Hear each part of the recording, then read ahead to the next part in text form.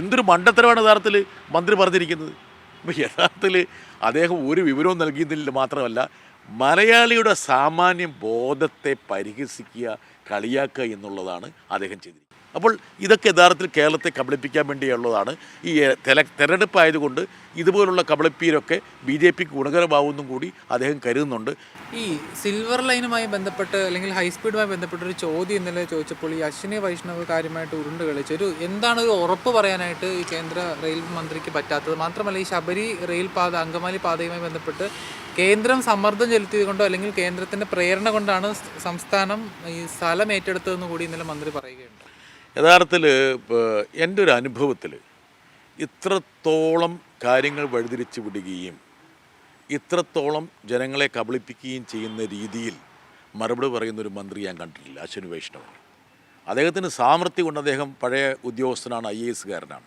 പക്ഷേ കേരളത്തിൻ്റെ കാര്യം വരുമ്പോൾ ഈ സാമർത്ഥ്യം മുഴുവൻ ജനങ്ങളെ കബളിപ്പിക്കാൻ വേണ്ടിയാണ്.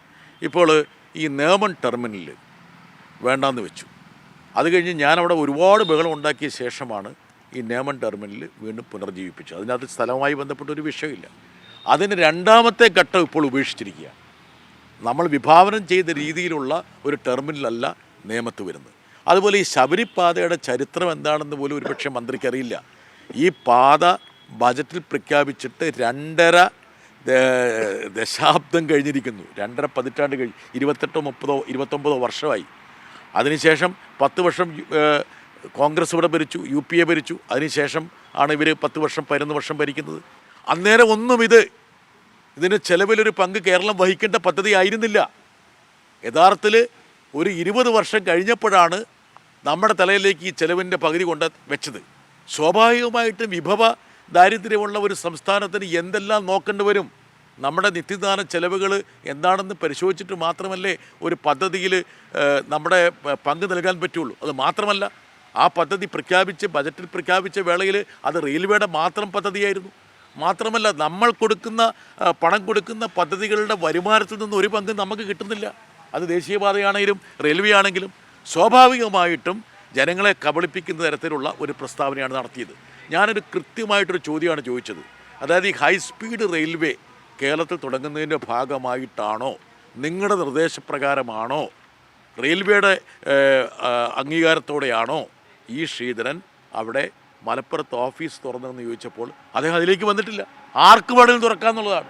ഇനി നാളെ ഒരു കാര്യം ചെയ്തോട്ടെ, അതായത് DMRC ഇന്ത്യൻ റെയിൽവേ എന്നുള്ളൊരു ബോർഡ് വെച്ചിട്ട് നമുക്ക് തുറക്കാൻ പറ്റുമോ?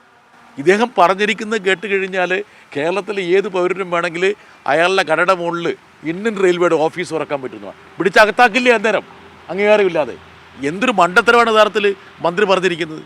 അപ്പോൾ യഥാർത്ഥത്തിൽ അദ്ദേഹം ഒരു വിവരവും നൽകിയതിൽ മാത്രമല്ല, മലയാളിയുടെ സാമാന്യ ബോധത്തെ പരിഹസിക്കുക, കളിയാക്കുക എന്നുള്ളതാണ് അദ്ദേഹം ചെയ്തിരിക്കുന്നത്. ഒരു കാര്യം കൂടെ, അതായത് ഈ ശ്രീധരൻ്റെ പ്രവർത്തനങ്ങൾ സംസ്ഥാന സർക്കാരിൻ്റെ അറിവോടുകൂടിയാണെന്നാണ് ഡൽഹിയിലുള്ള കേരളത്തിൻ്റെ പ്രത്യേക പ്രതിനിധി KV തോമസ് ആദ്യം പറഞ്ഞത്. പക്ഷേ ഇപ്പോൾ അദ്ദേഹം അതിൽ നിന്ന് ഒഴിഞ്ഞു മാറുന്നു.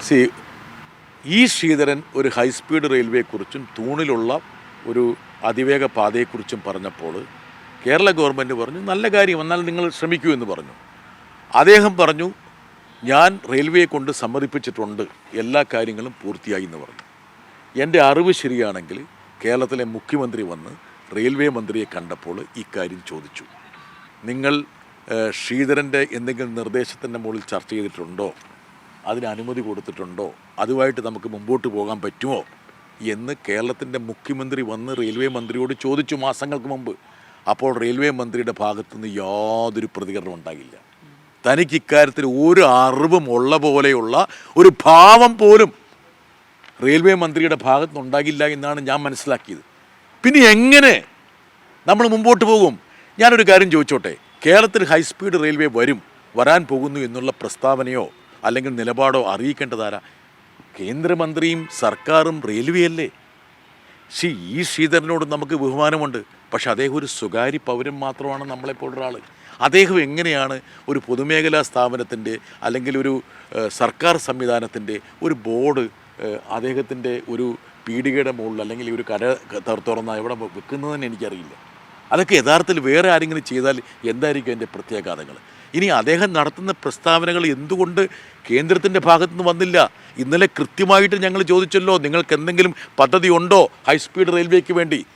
7 ഹൈസ്പീഡ് റെയിൽവേകൾ പ്രഖ്യാപിച്ചപ്പോൾ കേരളത്തിലെ അവഗണിച്ചതിനെക്കുറിച്ചുള്ള പ്രതിഷേധം വന്നപ്പോൾ നിങ്ങൾ പത്രസമ്മേളനത്തിൽ ചോദിച്ചിട്ട് പോലും കൃത്യമായിട്ടൊരു മറുപടി വന്നില്ലല്ലോ.